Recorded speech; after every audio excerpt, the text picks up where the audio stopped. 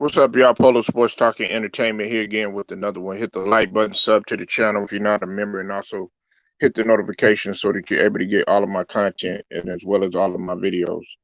Now, as you know, LeBron James has just recently passed up Karl Malone, and the chase is about to begin in terms of him catching the great Kareem Abdul-Jabbar. Also, if you know him as Lou Alcindor before he changed his name. But when I was going online and I was going through a couple of channels that were talking about this, I noticed that some people I noticed one comment in particular, and they basically said that Kareem Abdul-Jabbar was underrated, and that's not the truth. Okay, uh, he wasn't underrated at all by any means.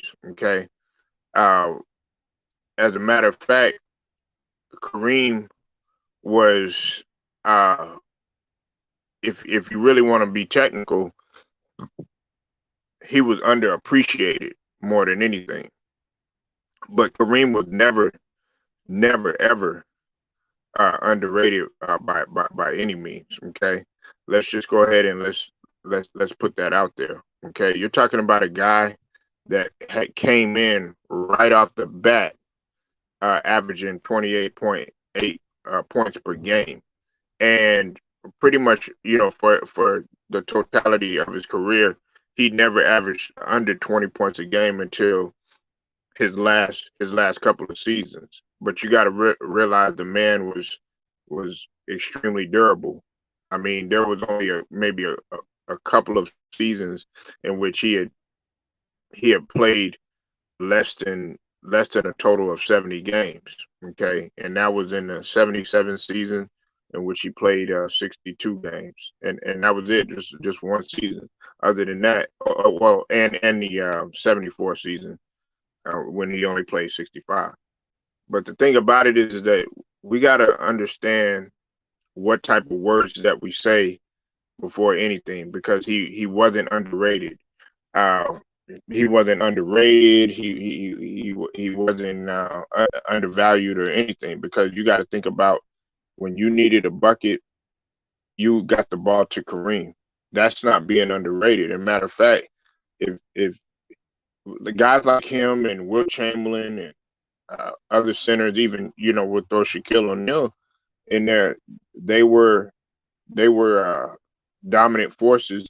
Now Kareem might have not been as dominant in terms of power like a Shaquille O'Neal, but in terms of him having a dominant move that was unstoppable, or a move that was unstoppable, that to me is considered dominance, because you're constantly doing it and there's no way that you could stop it. And then on top of that, everybody just thinks that, oh, it was just all about the hook shot and all that other stuff. No, he had other moves as well. The man could do plenty of other things, and he was a very like I would say underappreciated scorer. But Kareem Abdul-Jabbar was not underrated at all. And I wish there would be some people that would stop saying that. Now, if you want to say that Kareem Abdul-Jabbar was underrated in terms of him and them talking about maybe the GOAT argument, or from that perspective, okay, yeah, there's of course an argument there, because he does have 6 rings.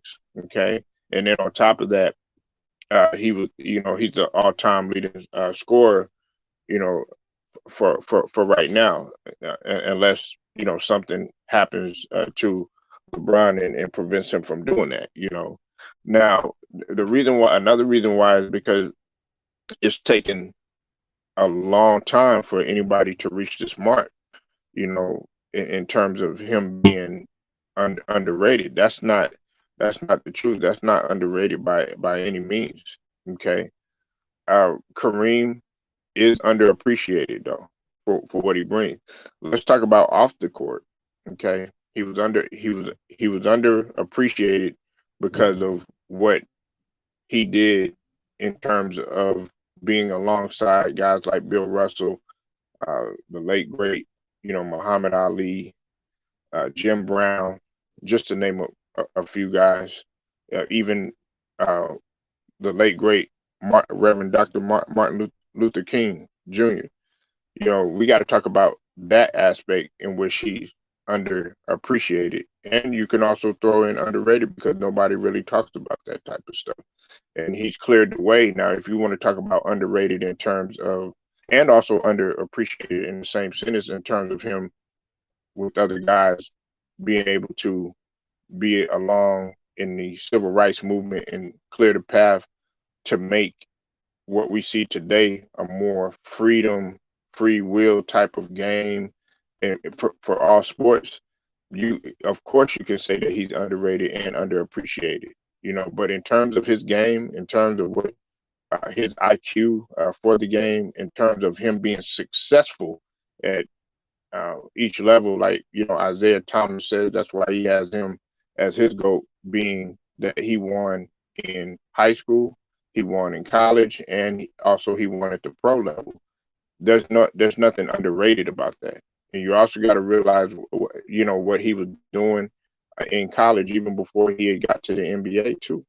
You know, so I just want people to understand your wording that you're using and what you're applying it to. When you're talking about the game of basketball, when you're talking about, a figure that's being a figurehead of basketball, you can't put underrated and Kareem Abdul-Jabbar in the same sentence. Okay.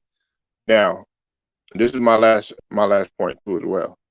We know that's what possibly is about to take place in terms of LeBron catching Kareem and everything.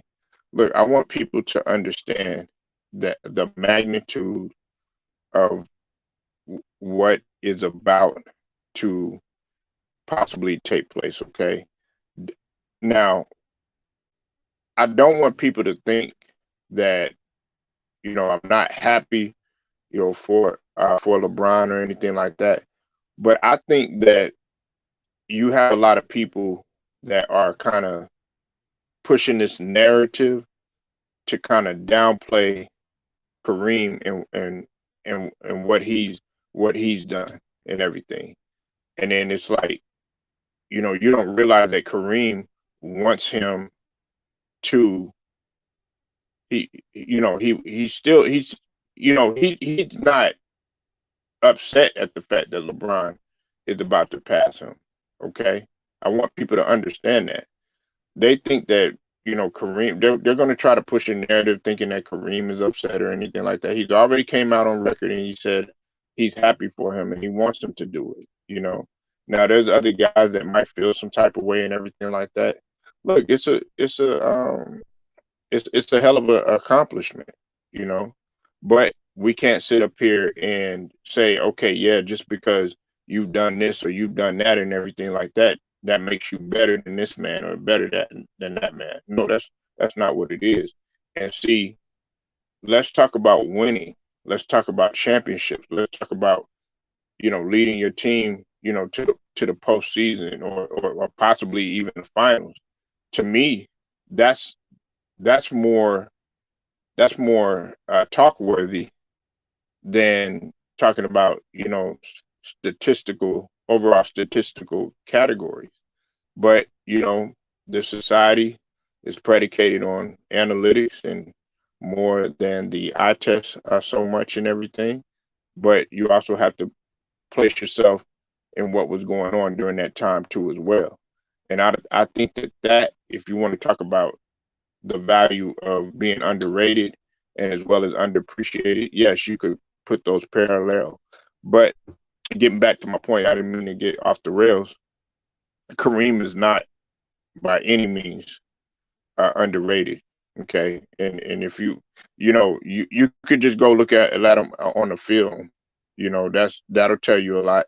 You might think the game, was slow and boring or anything like that, but if you really understand basketball and you really, sit there and study it, you'll understand what value Kareem used to bring both on both ends of the floor. But there you go again, my last point. You have a lot of guys that just attach just the numbers, and they're wild by the numbers or they're wild by this or anything, but they don't actually look, you know, from a standpoint of what he did on the eye test of things, But you know, that's today's society. But like I said, I stand on this. Kareem is not underrated. He's underappreciated. So y'all let me know what you think, man. Leave your comments. What's up with it, Matt Moses? I see you in the building. Like the video, share, subscribe, hit the notification. Polo Sports Talking Entertainment. I'll get at you later.